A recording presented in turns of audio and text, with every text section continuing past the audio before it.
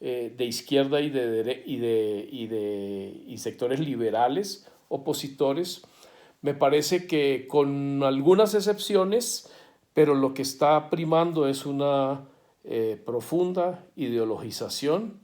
y yo creo que tenemos que recuperar un tono ecuánime, un tono deliberativo, equilibrado en la aproximación a la valoración de las situaciones complejas que vivimos. Quisiera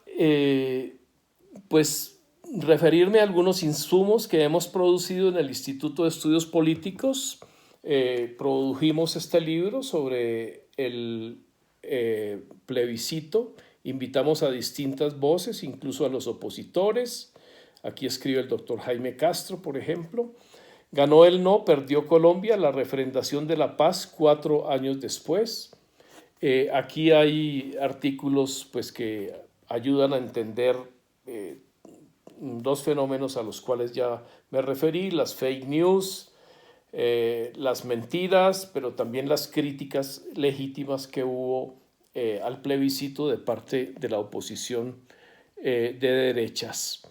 También en este texto, retos a la comunicación en el posacuerdo, políticas públicas, legislación y renovación de las culturas políticas. Podemos encontrar, digamos, por un lado, propuestas en términos de lo que se puede hacer desde la comunicación y desde la cultura a favor de la paz y la reconciliación, pero también críticas al manejo del plebiscito y al papel de los medios, y en particular de Noticias RCN, en la información, porque realmente lo pongo entre comillas, porque realmente el papel de Noticias RCN fue una toma de partido ideológica del periodismo, tal vez como no lo habíamos visto antes en la historia colombiana de una manera tan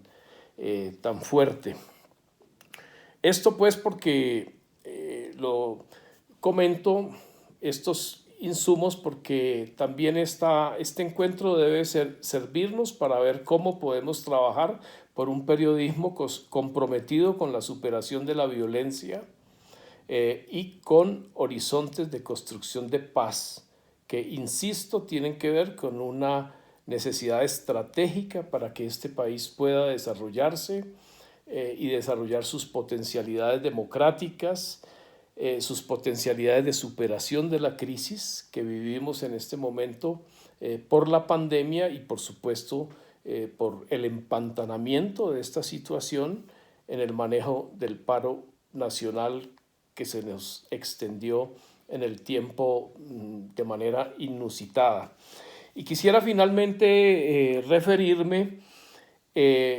a la manera como veo las articulaciones institucionales que se están dando en este momento para la verdad, la justicia, la paz, la memoria y la no repetición. Colombia vive un movimiento muy interesante de memorialización que no lo han podido desarrollar, por ejemplo, España, con respecto a su memoria del franquismo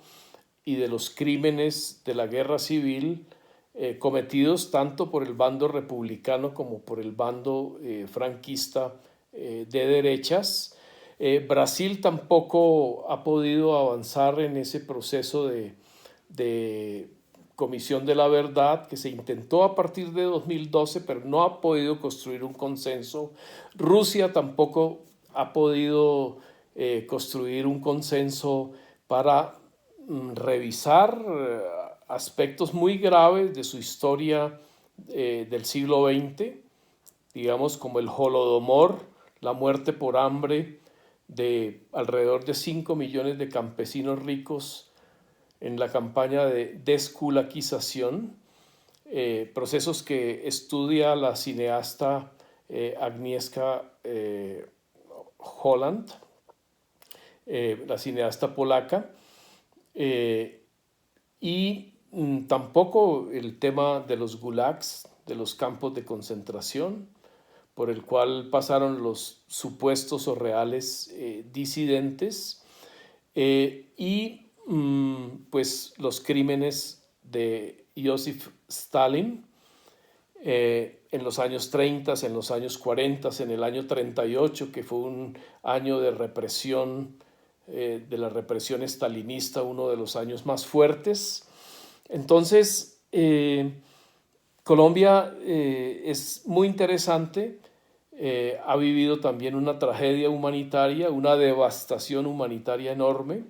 y está siendo capaz de impulsar ese proceso de memorialización, impulsado por mujeres modestas y humildes que en procesos de resiliencia, de superación del trauma, han podido avanzar en un proceso de constituirse como líderes, como lideresas en temas de derechos humanos y en temas de memoria de nuestro conflicto interno, en un proceso que tiene mucho interés en muchos países del mundo hoy día, y que tal vez tendríamos los colombianos que ser mucho más capaces de valorarlo. Además, porque no es un proceso que está ligado al odio, es un proceso que está ligado al perdón, a la sanación, es un proceso íntimamente ligado a la reconciliación nacional. Es un proceso de mucha generosidad. En la gran mayoría de los casos, hay excepciones, pero me parece que en el grueso de los casos es un proceso orientado a la reconciliación. Quisiera decir en el sentido de la articulación de estas distintas instituciones del sistema integral de la transición colombiana, que, por ejemplo, la Jurisdicción Especial de Paz es una institución de justicia de excepción, como dicen pues varios expertos. Estos procesos de transición de violencias estructurales o de dictaduras a la paz no se pueden hacer con la justicia ordinaria. Entonces, tienen que hacerse con una justicia de excepción, y esa justicia en Colombia está produciendo verdad, produciendo verdad judicial. Por ejemplo, la confesión de las FARC sobre el asesinato de Álvaro Gómez Hurtado y sobre otros crímenes, sobre el secuestro, o las confesiones de algunos civiles sobre la relación de la clase política y de los sectores militares con los paramilitares,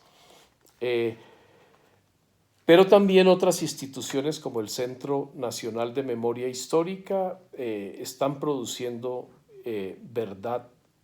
histórica. Es decir, la Comisión de la Verdad va a hacer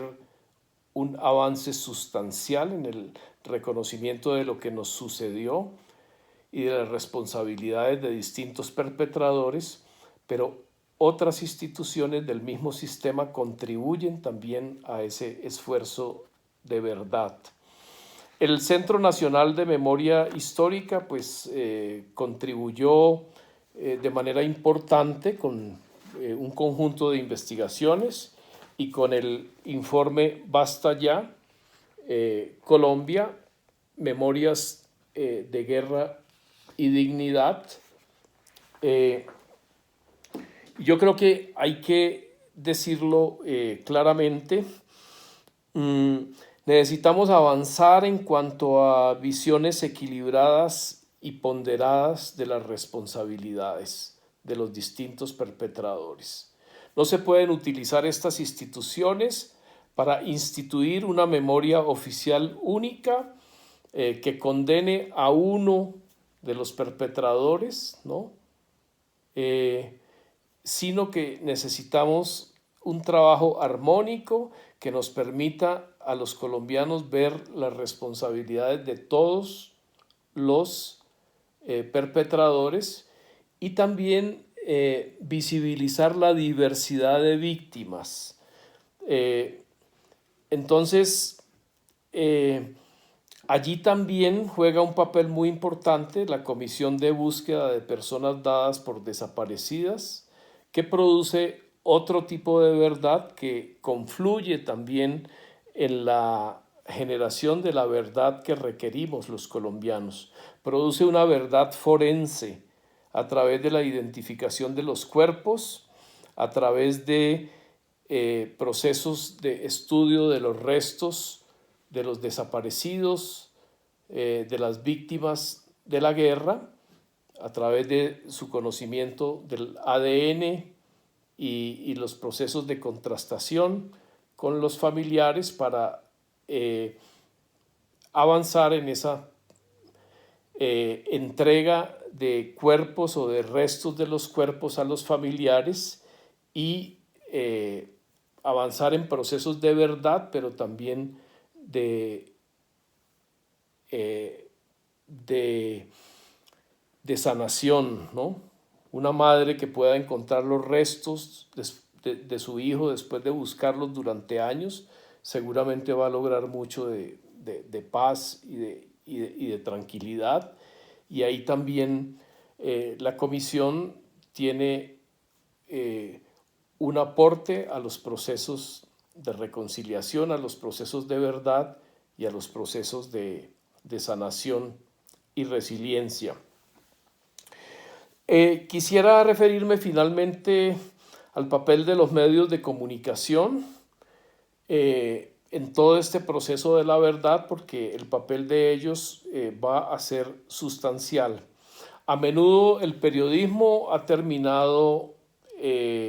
tomando partido también y constituyéndose en un factor adicional de polarización. Ese periodismo cuya misión debía ser en la teoría pues el equilibrio, la mediación entre distintas interpretaciones y entre distintos intereses, hay que decirlo, porque se juegan en la información distintos intereses. Entonces, yo creo que hay una tarea muy grande para el periodismo y es cómo no volverse un agente de la polarización o cómo no volverse un agente de la información oficial, de las posiciones oficiales. En mi libro Las ficciones del poder, patriotismo, medios de comunicación y reorientación afectiva de los colombianos bajo Uribe Vélez, 2002-2010, he mostrado un poco cómo el discurso gubernamental, con el apoyo de los grandes medios, contribuyeron a crear lo que yo denomino una estructura inequitativa de visibilidad de las víctimas y de los victimarios, que priorizó la visibilidad de las FARC como principal victimario y de las víctimas de las FARC, las víctimas del secuestro guerrillero, sobre todo, como las víctimas por excelencia del conflicto. Entonces, yo creo que después vino este trabajo del Basta Ya, que visibilizó los abusos contra los derechos humanos de distintos perpetradores, pero yo creo que fue muy importante también en la denuncia de los abusos de los paramilitares, muy silenciados durante los años del uribismo, porque la apuesta comunicativa de Uribe Vélez correspondía a lo que algunos analistas han llamado